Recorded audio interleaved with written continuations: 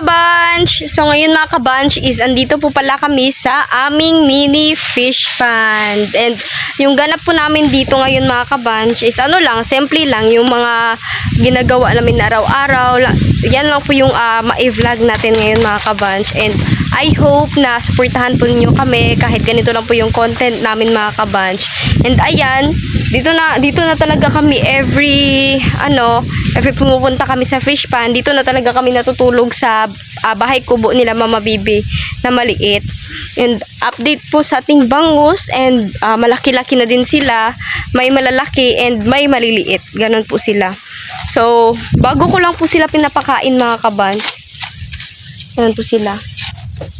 Kibali yung content natin ngayon mga kabanch is ano lang, pinapakita ko lang sa inyo yung mga kaganapan namin, yung simpleng pamumuhay namin dito. Yun lang po yung ano namin dito, kaganapan. And nagpapasalamat po talaga kami kang Ate Yuli mga kabanch and Kuya Francis kasi binigyan po kami nila ng pagkain ng isda sa aming bangus. Maraming salamat talaga sa Franuli, napakabait po talaga nila mga kabanch and napaka-supportive po sa amin.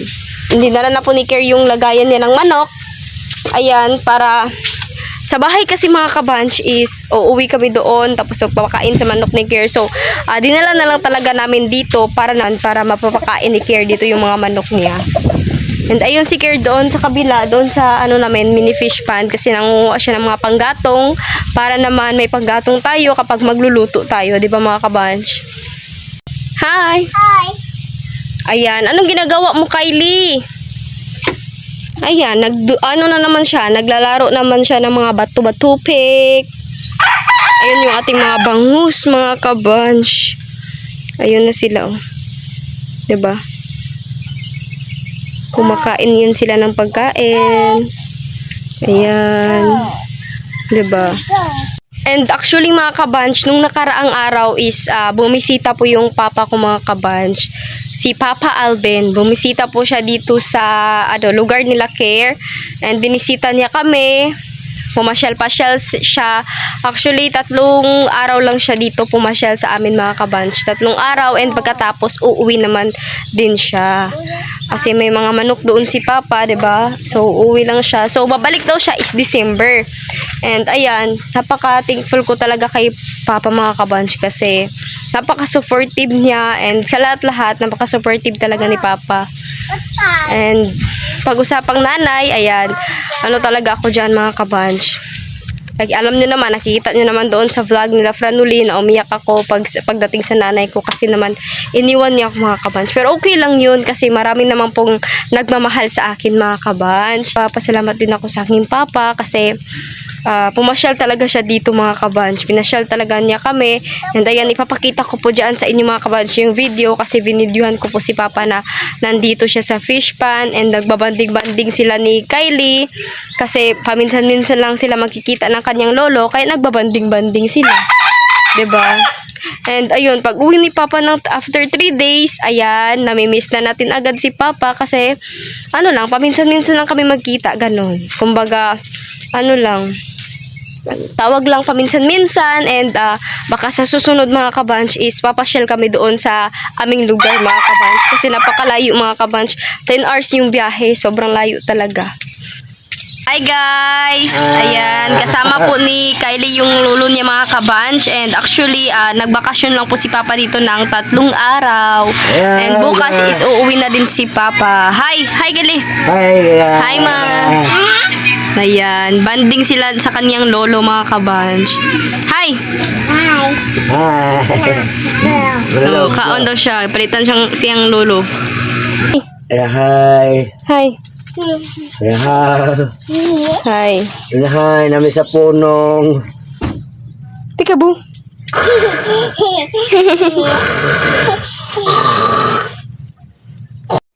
So ayan mga kabanch, itutour ko po kayo dito sa loob ng bahay kubo nila Mama Bibi dito sa pinagtuluyan namin ngayon. Pag pumupunta kami sa aming mini fish pond, ito po. Ayan. Okay lang naman sa amin yung nice space mga kabanch kasi 3 lang naman kami. And kapag nagsasaing kami mga kabanch is dyan po kami nagsasaing. Ayan, DIY po yung namin. Ayan DIY. Diba? And may upuan dyan.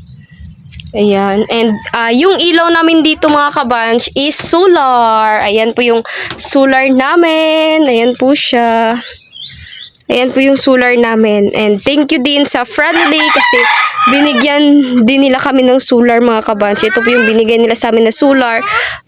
Para naman may ilaw tayo dito mga kabanch. 'Di ba? Ayan. Thank you. Ayan po yung sa sa loob. Ayan. Pasensyahan niyo talaga na medyo makalat kasi alam niyo naman pag dito sa fish pan. Ayan oh. And ayan si Kier mga kabanch, nag-aano siya sa aming mga panggatong. And ayan, malapit na namang umulan. And every hapon na lang talaga siyang mag-uulan mga kabanch. Ayan yung batang, binilhan ko siya kanina ng color pen. Mahilig talaga si Kylie sa mga ganyan. Color. Handa tayo ng panggatong. Kasi ulan naman mamaya. Wala tayong panggatong.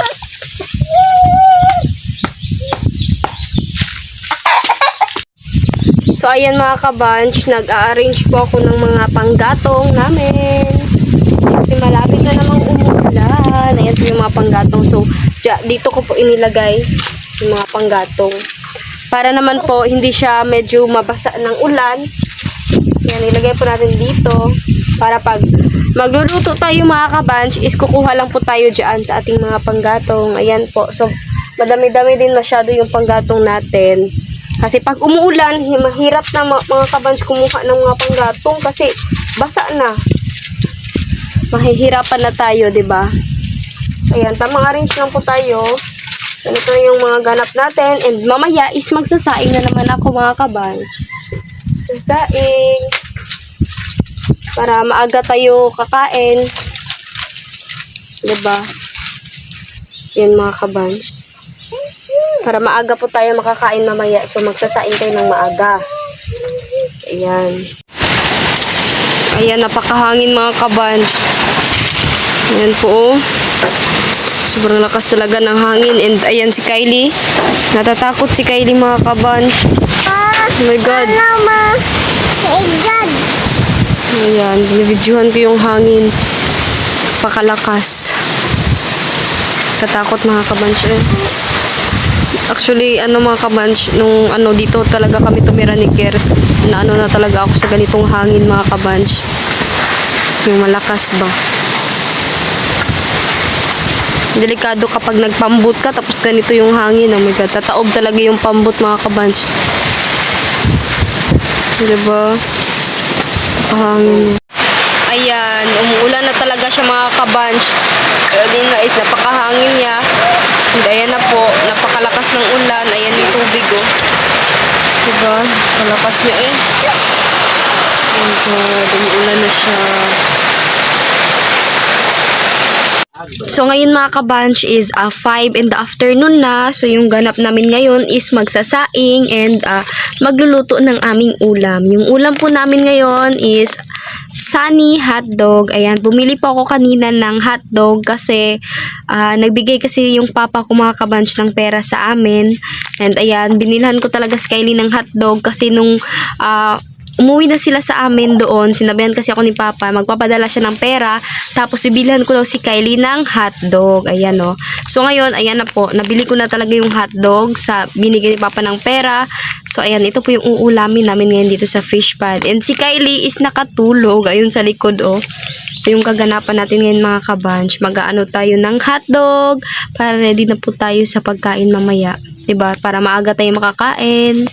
Ayan na po yung aming panghapunan mga kabanch. Ayan po yung ulam namin, hotdog and kanin. And ayan si Kylie. Hi! Hi! Ayan. Nabisi talaga siya sa kanyang color pen. And ayan yung ilaw namin. Ayan, solar na galing sa Friendly. Ilaw namin dito sa bahay kubo nila Mama Baby. Ayan. Nag-flashlight po ako mga kabanch para naman mas maliwanag yung ating video. Hotdog yung ulam namin mga kabanch. Actually, hindi po kami kumakain ito araw-araw. Ngayon lang po kami kumain ito ulit kasi binigyan ako ni Papa ng pera. So ayan, sabi niya kasi nung umuwi siya, bibilhan ko lang si Kylie kapag nagpapadala siya. Kaya ayan po. Diba? Tubig ma. Lunch is, ayan, tapos na po kaming kumain. And yung kaganapan namin ngayon is, mag-ano na sa aming higaan. Para naman, para naman matulog tayo. Matulog po tayo ng maaga. And ayan yung ano namin, oh, kaganapan. And, ayan. Tabel dito. Diba? Para naman hindi mahangin. So, mag-ano na tayo sa ating mga higaan.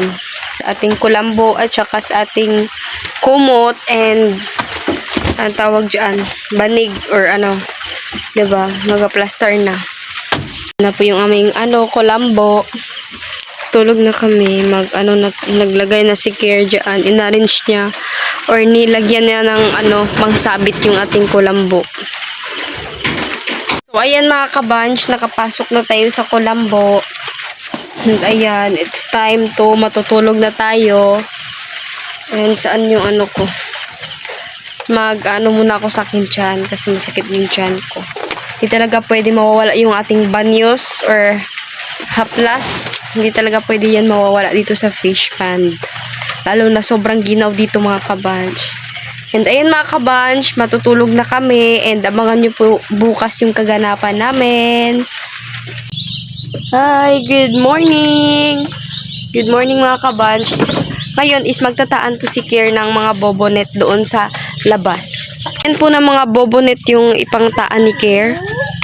Yan po. Magtataan siya mamaya doon sa labas.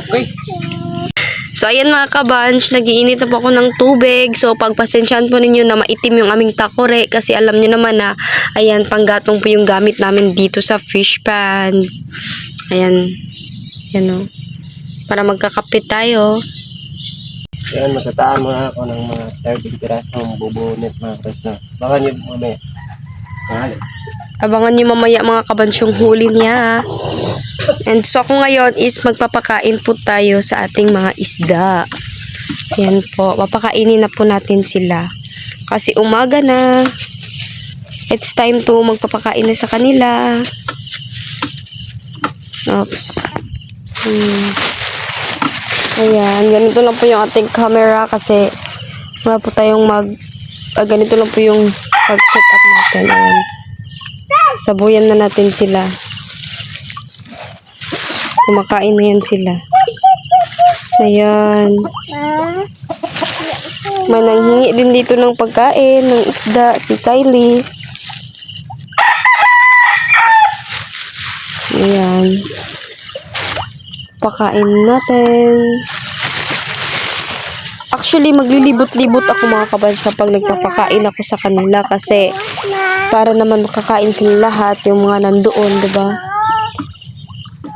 Para makakain. Ayan. So, pupunta ako doon mga kabanch. Ililibot ko tong pagkain ng isda para makakain sila lahat doon. Ayan na po mga kabanch. Nailibot ko na po sila. Hanggang doon sa may pamerta namin na may tamburong na maliliit at doon. Hindi ko na po masyado napapakita sa inyo na nagpapakain ako dito kasi nahirapan ako mga kabanch ba, maghagis. Kaya doon lang, ayan kumakain sila.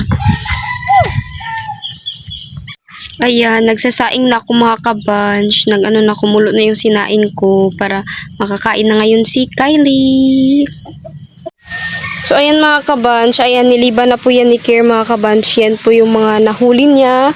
And ayan yung alimango. Hi. Say hi.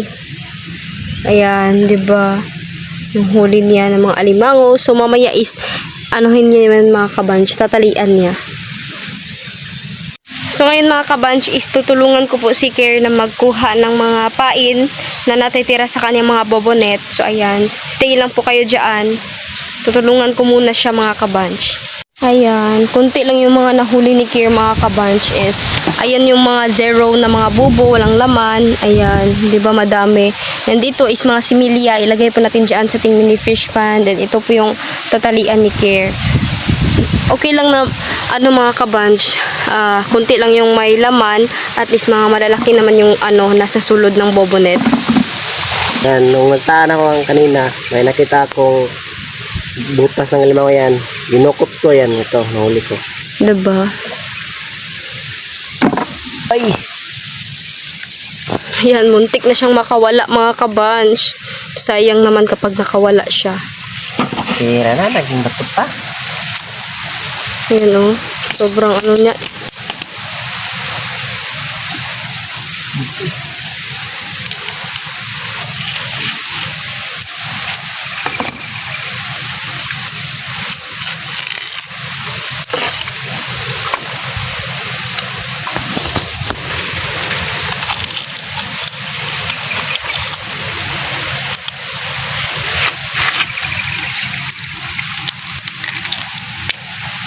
Dapat sa pagtali ng alimango mga kabans, ano, ipa-ikat-ikot mo yung ganitong tali kasi hindi siya maano mo makontrol sa pagtali mo, puputol siya.